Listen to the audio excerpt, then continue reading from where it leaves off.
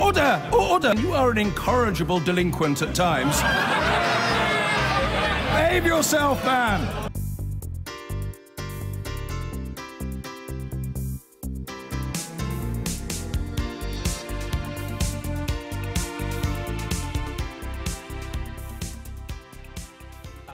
An investigation for this programme and BBC Radio Current Affairs has found that a British far-right activist is behind a militant Christian organisation which is stirring tensions in Eastern Europe. Jim Dowson is a social media expert who founded the far-right Britain First group and gained it a huge following on Facebook. Working with the Balkan Investigative Reporting Network, we found Mr Dowson is now at the centre of an organisation called Knights Templar International, which also has a popular Facebook page, a website and a TV channel based in Serbia. Simon Cox reports. He's been singled out as Britain's most influential far-right activist by anti-racism campaigners. Jim Dowson founded the nationalist group Britain First, although he left 3 years ago. Its leaders were jailed for hate crimes earlier this year, and it was banned from Facebook. Jim Dowson himself has been banned from one European country for being a national security threat.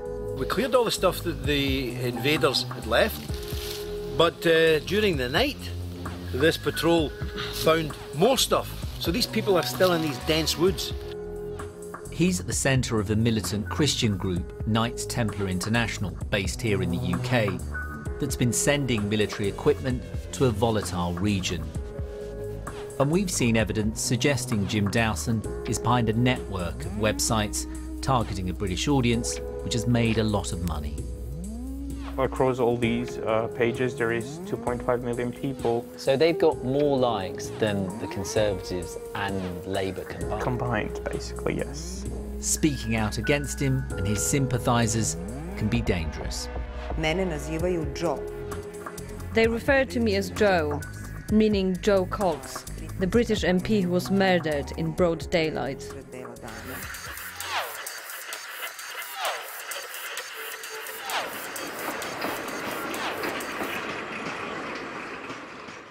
Serbia's capital, Belgrade, Jim Dowson's new base. What is a notorious British activist doing here?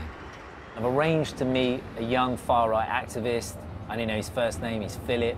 I've got a photo of him here with Jim Dowson, and hopefully he's going to tell me a bit more about what he's been up to here. The youth group Generation Identity is part of the flourishing far-right scene here, and Philip is its leader. We are against the mass migration, illegal immigration. Basically, we do not want to be replaced, to be bred out of existence in our own homelands. So that's our #1 goal. And it seems he found a kindred spirit in Jim Dowson and his ally, the former BNP leader Nick Griffin, when they've been here. When you first met them, what did you think of them? What were they like? They were very pleasant, very friendly, very patriotic. They said that they are interested in all of Eastern Europe because it's not overcrowded with immigrants. It's not just Serbia.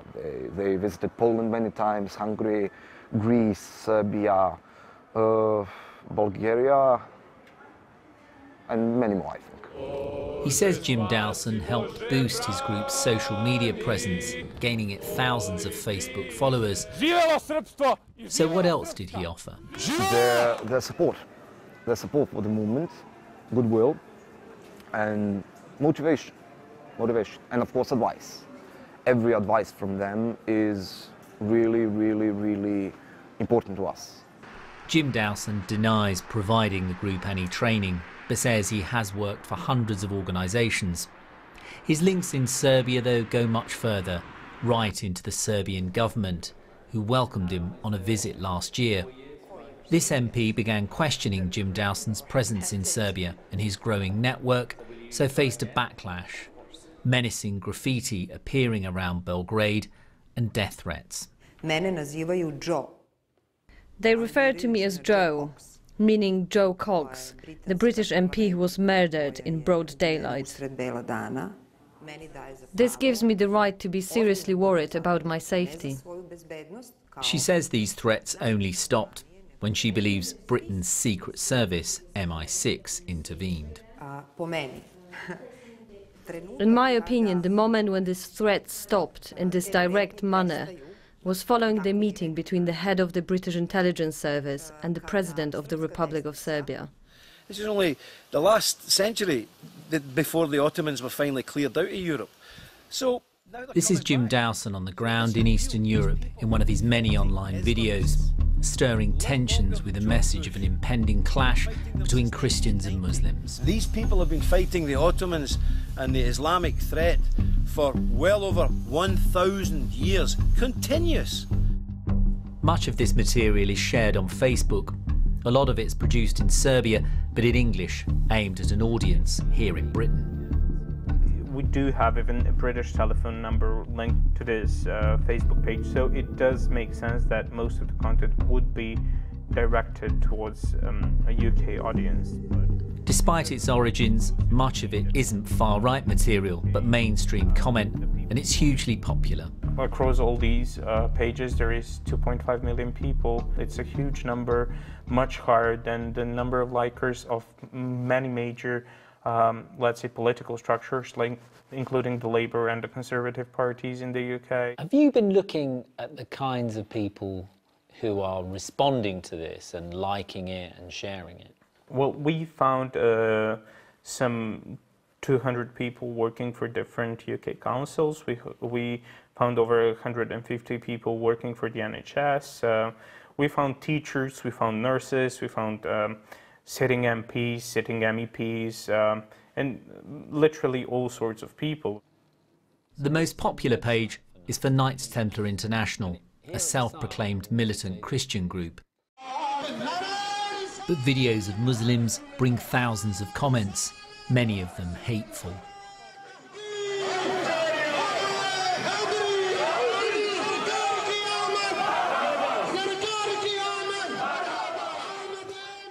Some of Knights Templar International's content has been used on a network of far-right websites that run online adverts.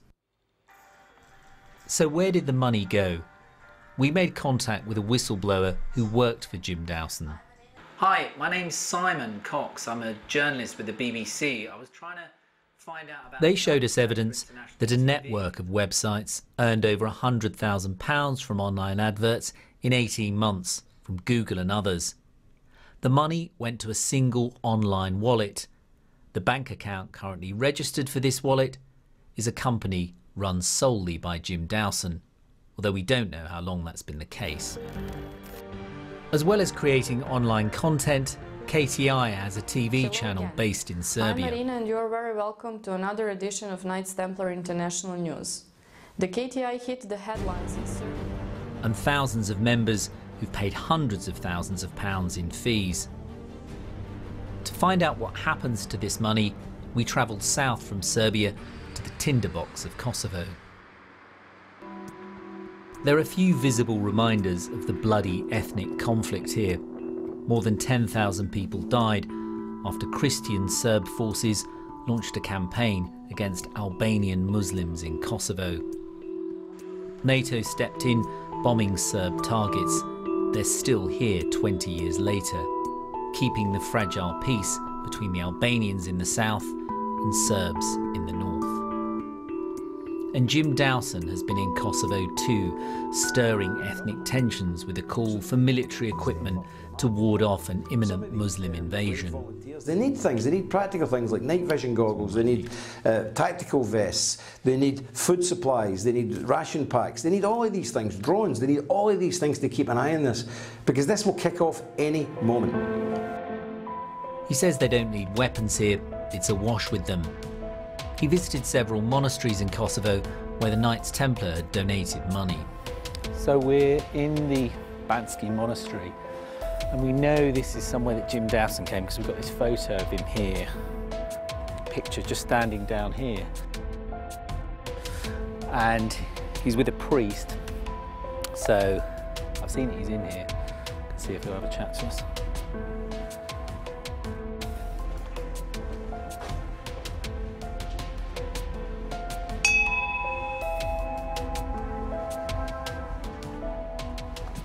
Hi, Father.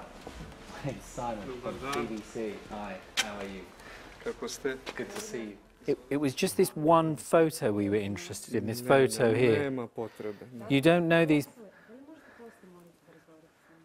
Father, these people are far-right activists from the UK.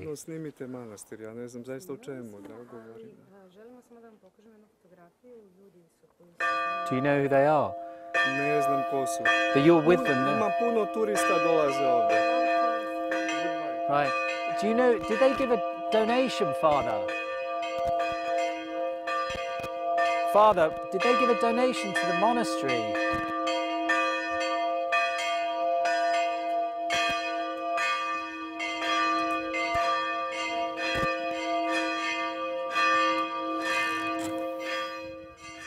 He clearly didn't want to talk.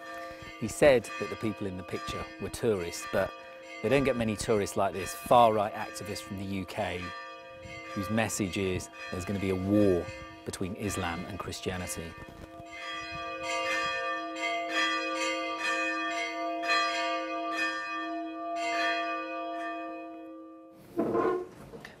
Mr. Olof, hi, how are you doing? Pleased to meet you. We head back to town to meet someone who knows the men in the photo. He's part of a group called the Order of the Dragon. Before we start, it's obvious he knows where I've been and why I'm here. And it's linked with the English friends that you mentioned. I didn't mention any English friends. The nationalist groups. Yeah, right. I'm not saying that they're your friends. He chats but won't agree to a proper interview. Thank you. We think we know why. His group have been linked with military equipment sent to Kosovo last year. This is their leader posing with it. And here's a video from Knights Templar International showing the equipment they sent, and a photo as well. Look familiar?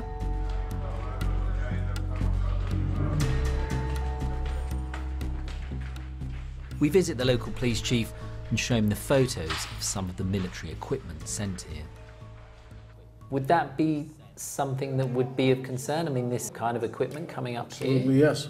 I mean, this kind of vest looks like a military vest, and this would oblige us as a police to act. Their message is that they're preparing for this religious war between Christianity and Islam. Is that the kind of message here that would worry you? Sure, absolutely, yes. If we would have that information, police should initiate the procedure against the individuals for that. If you're spreading that kind of message, could you be breaking the law here? Yeah, definitely, yes. Spreading this kind of wrong information with the intention. And those propagandas, especially here from the north, could be misinterpreted in a split of a second.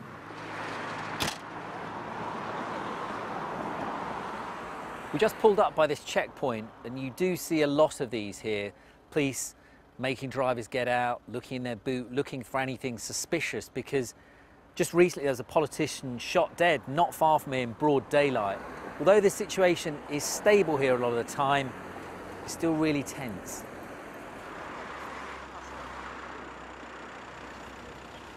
And that's why NATO is still here, 20 years after the Kosovo War.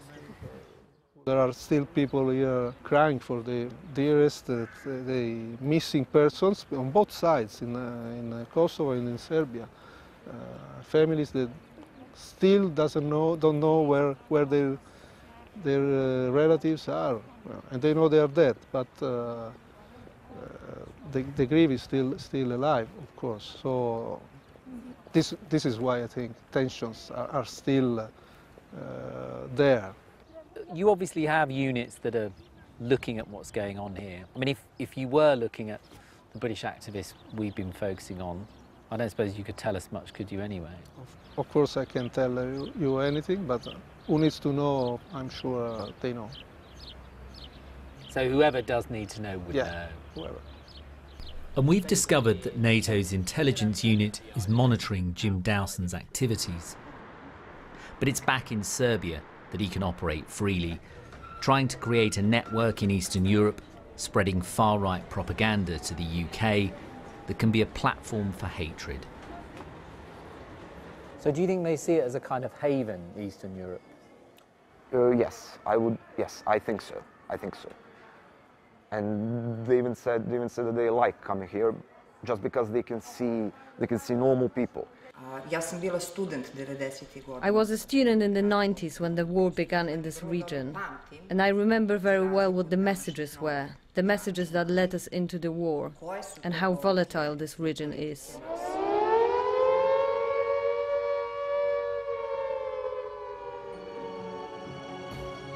Which is the danger of the messages from Jim Dowson and Knights Templar International, the organisation he claims to know little about, but is far closer to him than he likes to admit.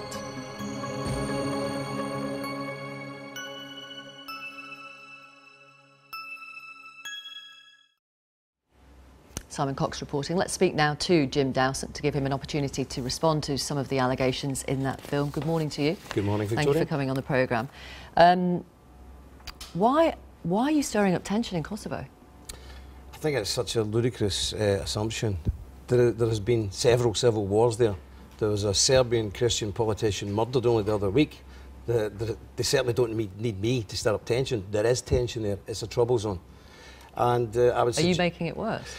No, I think being involved in giving civilian people protective clothing, just like the BBC give to their employees when they're going to dangerous places to save them from being killed by terrorists, is not stirring up tensions. And I think the BBC have done a very, very shameful job in accusing me of stirring up tensions. It's the Balkans. The Balkans have been at war almost continuously for the last 1,000 years.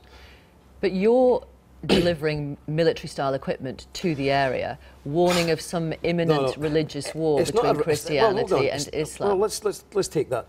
Military equipment. The BBC give their staff in these areas the same equipment that you choose to call military. Protective clothing, vests and walkie-talkies. Why do they need walkie-talkies? Because the phone masts have been taken down by terrorists, backed, I may add, by NATO. So, you know, let's get this correct.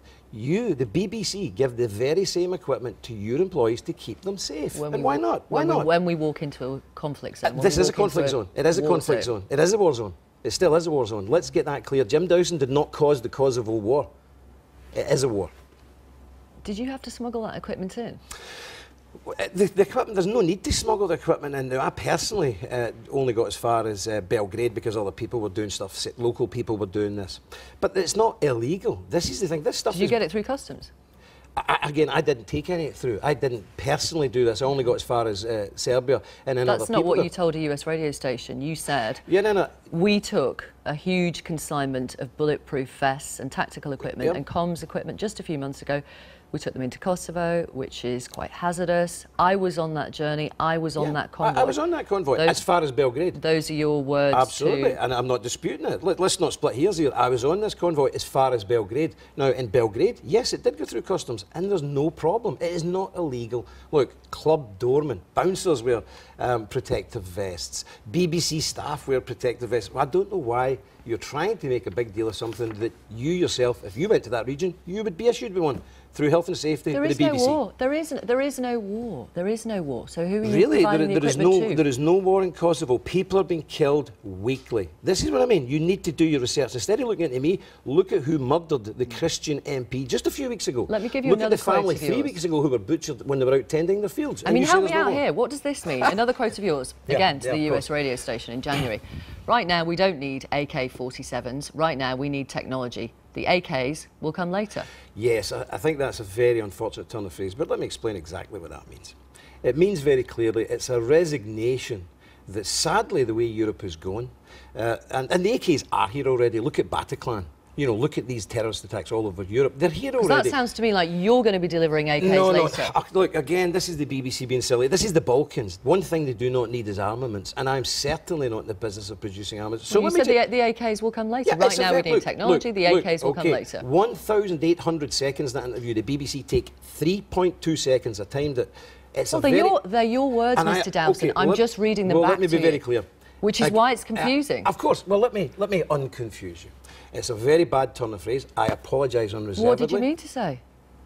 I meant that there is no need for people to get worked up and start thinking about violent means. We need technology, we need education, we need to be able to produce news free from the BBC and put real news, real information out there. Forget about guns. That's what I actually meant. It didn't come across right. I apologise if I gave out the wrong impression. Hands up, mea culpa, no problem.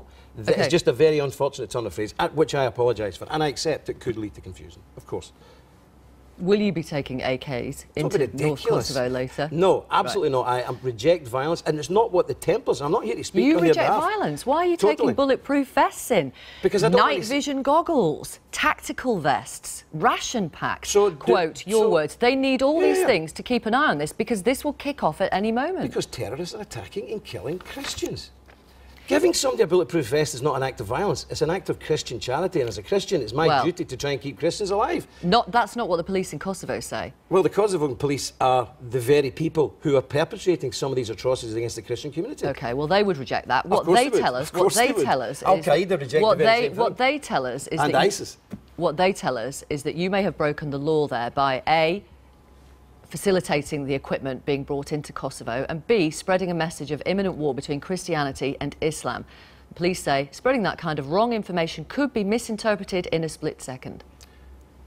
Last week, the Albanians crossed the river in Metz. Sorry, can you just answer the point from the police chief in Kosovo? You may be breaking the law there. The police, this very same police chief ordered men to arrest a Serbian Christian politician last week. I'm asking about your actions. I'm asking about your actions and how you react to what the police chief in Kosovo... We were quite open. I was in Kosovo. Why didn't they arrest me? If it's illegal, arrest me. If it's illegal, let's go through the proper channels and see if this is legal. The BBC take bulletproof vests and protective clothing all over the world. Why are you not arrested? Why is the BBC not arrested? It's ridiculous. So you were in Kosovo then? I've been in Kosovo several times, yes, and not been arrested.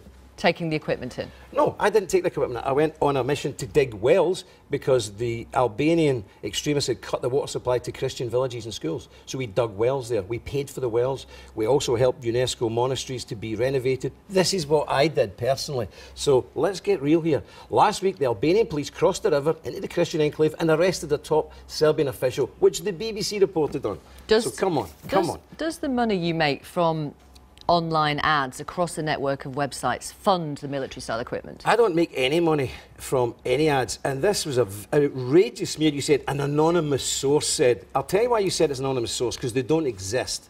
And I would challenge the BBC to produce evidence. They do exist. Well, they don't, because I do not have any wallet with any money. Wallet's a Bitcoin term. I don't even know how to use Bitcoin. So we've spoken to the whistleblower, who you say doesn't exist. Produced them in court. Who knows your operation. He showed us an evidence of network of websites that made money from online ads. All the money goes into the same single online wallet. The bank account currently registered for that wallet is your company, Brightnote, of which you're currently the sole director. No, this is nonsense. This guy spoke there about £100,000 going into a single wallet, and it's held by... It's nonsense. Sorry, and the bank account currently registered for that wallet is your company. I don't believe it. Eh? I don't believe it. It's a fact. The company is Brightnote. You're the sole director. It won't be the first fact that the BBC have said. It's not like the Novichok mythology. It's either fact or not. It's fact. No, the BBC says it's fact. Just as you said there's a fact that somebody was poisoned by Novichok, which everybody knows now is a complete lie. Are you or are you not a director of Brightnote? Of Brightnote? Yeah. I would need to check because I'm a director of over 100 companies. Well, you're the only director, according... I don't know. I'll have to check. But what I can absolutely assure you that any company that I am in control of has never received £100,000. To even suggest that is absolute rubbish. Now, that's what you said, £100,000. Over 18 months, yeah. Rubbish. Yeah. So rubbish. And that's money from the online ads, all going into the same single online wallet. Complete fabrication. And utter fabrication. You haven't denied that that's a possibility because you had to check it's whether you're a sole director of a company. I would know if I had £100,000. Believe me, my wife would know. My wife would know if I had £100,000. Believe me. How do you react to NATO's intelligence unit monitoring you and your activities? I'm sure they monitor many people, and let's be honest. I'm asking about monitoring you.